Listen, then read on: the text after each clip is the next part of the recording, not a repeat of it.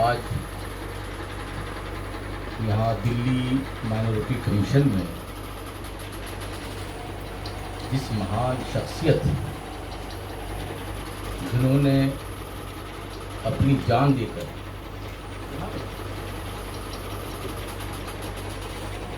घर परिवार को कुर्बान कर सबको त्याग कर फांसी के फंदे को चूम कर के सामने फांसी के फंदे हैं भगत सिंह जी,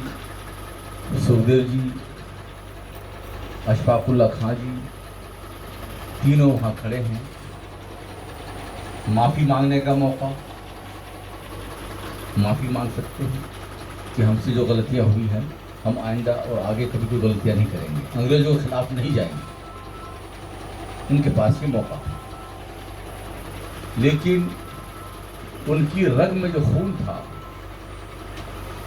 वो जिस चीज़ को अपनी आंखों से देख रहे थे, भारत का उज्जवल भविष्य, जो कहा कि भारत की आज़ादी, भारत स्वतंत्र देश बन जाए, उस मंजिल को पाने के लिए उन्होंने अपने आप को नींव में डाला। जो मकान बनता है, जब बिल्डिंग खड़ी होती है तो जब बुनियाद खोदी जाती है, उसकी नींव के अंदर वो ईंटें, वो मसाला, वो तमाम वो चीज़ें उसके अंदर डली होती है जो नज़र नहीं आती हैं, लेकिन उसके बगैर मकान भी नहीं बनता।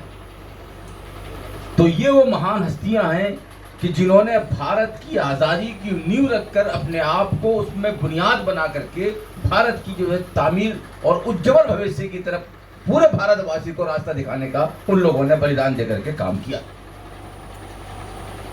तारीफ को कर लें, हम लोग उनके इतिहास को, उनकी कुर्बानी को याद करें, और करना भी ज़रूरी है। जन्मदिन है या कोई और शुभ अवसर है, उस मौके पे याद करना हम सबकी जिम्मेदारी बनती है। अभी भारत सरकार की तरफ से भारत उत्सव पूरे भारत के अंदर मनाया गया, तिरंगा यात्रा लोगों ने निकाली, हर तरफ सभाएं हुई। लोग कहते हैं कि मदरसों में तिरंगा नहीं चलता, कोई वीडियो देख लीजिए, कोई सोशल मीडिया देख लीजिए, हर तरफ झंडे झंडे मदरसों में भी, रोडों पर लोग रैलियां निकाल रहे हैं। हर झंडे के हर कलर के अंदर देखा जाए, झंडे की तमाम उन खुशबुओं को, तिरंगों को देखा जाए तो भारत की पूरी संस्कृति को भारत का झंडा दर्शाता है। भारत देश ये वो देश है कि जहां हर वर्ग, हर समाज के लोग यहां बसते हैं। दुनिया में कोई ऐसा देश नहीं है कि जहां इतनी ज़बानें, इतनी लैंग्वेज या इतनी जो है वहाँ ज़बानें बोली जाती हों, उनकी इतनी लैंग्वेज हो या उतनी बरादरियाँ वहाँ पाई जाती हों, इतने धर्म वहाँ हो, ऐसा नहीं है। कश्मीर, पंजाब, हरियाणा, इधर नॉर्थ इंडिया, इधर वेस्ट इंडिया, इधर साउथ इंडिया, इधर सेंट्रल इंडिया,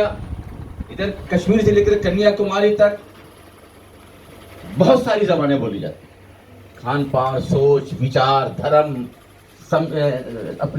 अपना जहन, अपनी फिक्र सबकी अलग है, लेकिन देश के नाम पर,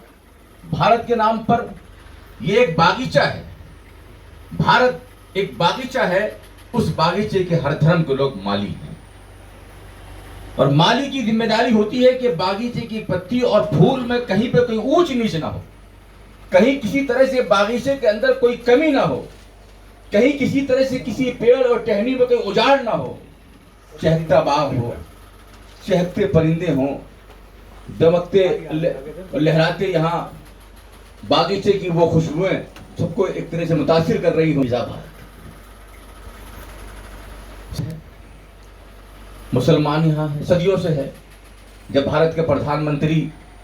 सऊदी अरब गए वहाँ के बादशाह से मिलने के लिए, तो अपने साथ केरला की उस मस्जिद को मॉडल लेकर गए सऊदी बादशाह को। उन्होंने वो मॉडल पेश करके उन्होंने कहा कि भारत में सबसे पुरानी मस्जिद केरला के अंदर बनी हुई है, वहाँ नमाज भी होती है, वो मैं आपके लिए लेकर आया हूँ। वहाँ के जब बादशाह यहाँ आए, प्रिंस आए, उनको आप जो है ऐसी जगह, ऐसी मस्जिदों में लेकर गए जो अरबों के ज़माने की बनी हुई मस्जिदें थी। तो कहीं ना कहीं इतिहास जुड़ा हुआ है।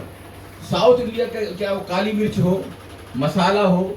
जितने भी मसाले हैं साउथ इंडिया में, लोग, अरब के लोग यहाँ आते थे, व्यापारी लोग यहाँ आते थे, पानी के जहाज से, पानी के बाद पानी कश्तियों से वो हवाओं के सहारे यहाँ अरब की खाड़ी से होते हुए भारत में आते थे। बहुत पुराना रिश्ता। हैदराबाद के अंदर देखा जाए, आंध्रा तेलंगाना के अंदर आज भी वो लोग व्यापारी लोग परिवार वहां हमेशा के लिए बस गए, और यहाँ के लोग यमन में और अरब में जाके बस गए। एक ऐसा पारिवारिक रिश्ता है कि धर्म और जाति और सोच की बुनियाद पर इस रिश्ते को कभी को खत्म नहीं कर सकता। अभी रामकृष्ण मिशन में हम पहुंचे, वहाँ के जो बहुत बड़े महाराज हैं उनसे हमारी मुलाकात हुई, उनसे बैठ के बातचीत हुई पहाड़गंज में। तो उन्होंने एक बात ये कही महाराज जी ने कि भारत की सरजमीन पर हिंदू मुसलमानों की जड़ें इतनी मजबूत हैं और इतनी गहराई तक पहुंची हुई है कि कोई उन जड़ों को हिला नहीं सकता। ऊपर हवा में खुश्क हवा चले, तूफान या आंधी चले, कहीं गर्म हवा भी चलती है, हो सकता है कुछ लोग अपनी जबान से गलत टिप्पणी करके गलत अपशब्द बोल करके कुछ समाज में कुछ अपने विचार अपने हिसाब से कुछ मकसद उनका हो सकता है, कुछ उनके प्लान हो सकते हैं। वो हो सकता है कि कुछ वो चाहते हो कि एमएलए और एमपी के टिकट उनको आसानी के साथ मिल जाते हो वो नफरत की बात करने से। लेकिन वही आदमी जो स्टेज पर नफरत की बात करता हुआ होता है, और जब वो पर्सनल तौर पर जब वो अपने ऑफिस के अंदर बैठा होता है और वहाँ उनके सिक्योरिटी में सारे खान साहब होते हैं, उनके दस्तरखान और खाने के साथ में उनके साथ सब मियाँ भाई होते हैं, और सब वो जब सफर में कहीं जाते हैं मीटिंग के अंदर तो जो है उनके साथ भी सारे मुसलमान साथ चलते हैं। बात वहाँ नफरत की हो रही है और वहां से आने के बाद खाना पाना जो है उन्हीं के साथ हो रहा है। ये समझने वाली बात कि आप एक तरफ मुसलमानों के खिलाफ बात कर लेते हैं, आप मुसलमानों के खिलाफ टिप्पणी कर लेते हैं, अब शब्द बोल लेते हैं। खाना बनाने वाले, गाड़ी के आपके ड्राइवर, साथ में आपके चलने फिरने वाले, आपकी सिक्योरिटी के अंदर सब मुसलमान हैं। इसलिए यहां बात ये समझ में आती है कि वो हिंदू मुसलमान की बात नहीं कर रहे हैं, बल्कि वो उनका कोई मकसद और प्लान है, जिस मकसद प्लान को वो हासिल करना चाहते हैं। वरना आजादी के लिए चाहे वो ग्वालियर की जेल में हो, या वो दिल्ली गेट में हो, या खूनी दरवाजा हो, या भारत में किसी भी शहर के अंदर कोई भी जेल हो, वहां देखा गया है कि हिंदू मुसलमान सिख ईसाई उनके पास एक ही तरह का कंबल है, उन्हीं कंबलों में वो सो रहे हैं, मिट्टी के बर्तन में खाना खा रहे हैं, वो उधर पूजा में है, वो इधर नमाज में है, वो वाणी में है, वो अभी गुरु ग्रंथ खोल के बैठे हुए हैं। हर समाज हर मजहब के लोग अपने धर्म के मुताबिक जो उनका पर्सनल धर्म, उनका पर्सनल मैटर है, उस पर वो अपने हिसाब से काम कर रहे हैं। लेकिन जब बाग की बात आएगी, बागीचे की बात आएगी, धरती के विकास की बात आएगी, देश की आजादी की बात आएगी, देश की सुरक्षा की बात आएगी, भारत के तमाम बॉर्डर की सुरक्षा की बात आएगी, भारत के विकास की बात आएगी, भारत को बनाने की बात आएगी, भारत को जोड़ने की बात आएगी, भारत की संस्कृति, यहाँ के समाज को और यहाँ के तमाम धर्म और तमाम लोगों को एक साथ बैठने की बात आएगी, तो वहां कोई फर्क नहीं, वहां कोई फर्क नहीं। हम लोग बाहर जाते हैं, अरब कंट्री बहुत से मुल्कों में जाते हैं, वहां बात को बात है, भारत को विकास दिलाने के लिए, भारत को विकास की बुलंदी पर लेकर जाने के लिए हमारी जिम्मेदारी बनती है। हम किस तरह बात करेंगे? बात बहुत सारी होती है, मंत्रालय में होती है, वजारत में होती है, शहरियों के बीच में होती है, लेकिन भारतवासी की, भारत की खूबसूरती के ताल्लुक से वो लोग हैरान होते हैं कि भिन्न भिन्न जातियों के लोग, अलग अलग सोच विचार के लोग, आप लोग एक साथ गाड़ियों में चलते हैं, एक साथ आप ट्रैफिक पे चलते हैं, एक साथ आप जो है निर्माण, भारत के निर्माण के लिए सोचते हैं, भारत को बनाने की सोचते हैं। इस बात पर पूरी दुनिया हैरान। हो सकता है कहीं ना कहीं जो लोग नफरत की बात करते हैं वो भारतवासी या भारतवासी होकर भी वो भारत के खिलाफ बोल रहे हैं, भारत को कमजोर करने की बात कर रहे हैं। अशफाक उल्लाह खान साहब, मरहूम भगत सिंह जी, सुखदेव जी, वो हमारे लिए प्रेरणा, मोहब्बत, उसमें देखिए सिख भी हैं, हिंदू भी हैं, मुस्लिम भी। ये तीन वो महान शख्सियत है कि जिन्होंने जोड़, मोहब्बत, दोस्ती, ताल्लुक, तमाम चीजों को सामने रखकर पूरे भारतवासियों को उन्होंने ये मिसाल उनके सामने पेश की है कि तुम चाहे मौलाना मौलवी इमाम हो, तुम चाहे मुसलमान पंडित गुरु महाराज संत हो, तुम किसी धर्म के गुरु हो, धर्म गुरु हो, लेकिन भारतवासी के लिए कैसे से और भारत की आजादी के लिए, भारत की सुरक्षा के लिए तुम सबके सब एक परिवार की तरह हो। बहरहाल आज की सभा में हमारे राजीव जोली खोसला जी ने जो बहुत खूबसूरत अंदाज से कई दिन पहले मैंने एक बात देखी है कि उन्होंने एक घड़ी बनवाई। आपकी सोच देखिए, इस फिक्र आपके अंदर आज से नहीं, मैं तकरीबन 15 साल से करीब मुलाकात है, 12-15 साल से, और एक सोच हमने आपके अंदर देखी, एक फिक्र आपके अंदर। कई बार आपके साथ प्रोग्राम में जाना हुआ, कॉन्स्टिट्यूशन क्लब में गए, कई प्रोग्राम गांधी पीस फाउंडेशन में हम लोग रहे, ITU में कई सभाएं हम लोगों ने साथ में की, ND तिवारी भवन में हम लोग साथ में रहे, यहाँ आज माइनॉरिटी कमीशन के अंदर हम लोग कई मरतबा साथ में रहे, तो कई मीटिंगों में हम लोग साथ में रहे। आपकी सोच और फिक्र ये है कि हमारा धर्म हमारा पर्सनल मैटर है, मुसलमानों का धर्म उनका पर्सनल मैटर, वो नमाज पढ़े, रोजा रखें, हज करें, वो अपना हिंदू भाई हैं, अपनी पूजा है, वो तीर्थ यात्रा है, वो कहीं भी धर्म स्थल है, धाम है, जितने भी धाम है वो अपना सफर करेंगे, अपना उनका सम्मान करना हमारे लिए।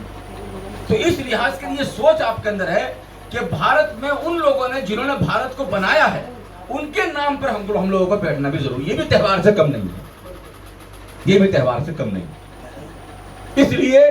जितने तमाम महान लोग जिन्होंने भारत को बनाया है वो उनके सब के नाम पर अगर हम लोग बैठ रहे हैं, तो अगर वो धर्म के हमारे जो अपने पर्सनल त्यौहार हैं तो वो हमारा अपना पर्सनल तो हो सकता है, लेकिन उन महान लोगों के नाम पर अगर हम लोग जमा होते हैं तो गोया कि ये भारत का त्यौहार है और ये देश का त्यौहार है, जिसमें हम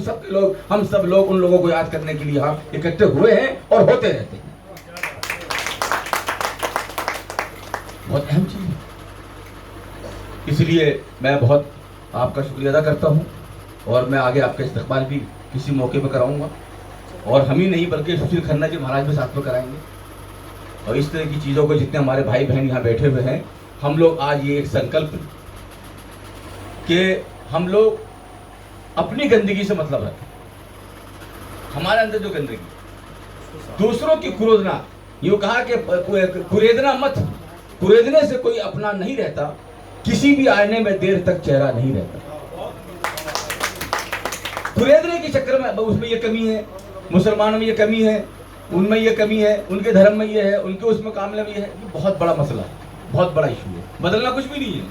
होना कुछ भी नहीं है, मुकदमेबाजी, कोर्टबाजी, तारीखबाजी में ही इससे कुछ हासिल नहीं। इसलिए हम लोग तमाम चीज़ों को बैग में डाल करके भारतवासी और बाशिंदगाने वतन होने की हैसियत से हम लोग परिवार की तरह एक दूसरे का सम्मान करेंगे, इसका संकल्प कहीं भी किसी जमीन पर, और हम इसका अहद करते हैं। आज मुझे जो जिम्मेदारी दी है, आपने जो तज़किरा किया है, उस विषय पर हम लोग आगे भी बैठेंगे और आगे भारत में हम लोग तमाम समाज के लोग साथ में खाएंगे, पिएंगे, बैठेंगे, साथ चलेंगे, यात्रा निकालेंगे। और एक चीज़ का ऐलान मैं आपके लिए यहाँ पर करना चाहता हूँ, हम सब के लिए, कि हम लोग एक बड़ी यात्रा पूरे भारत से निकाल करके और उनको हम लोग दिल्ली में बुलाएंगे, चाहे वो राजघाट पर हो या जंतर मंतर हो या रामलीला मैदान हो, उस विषय पर हम लोग, और एक रामलीला मैदान के हम लोग प्रोग्राम की तैयारी भी हम लोग डेट में तय हो चुकी है, लेकिन डेट अभी बताएंगे नहीं, वो डेट भी हम लोग फाइनल हो चुकी है।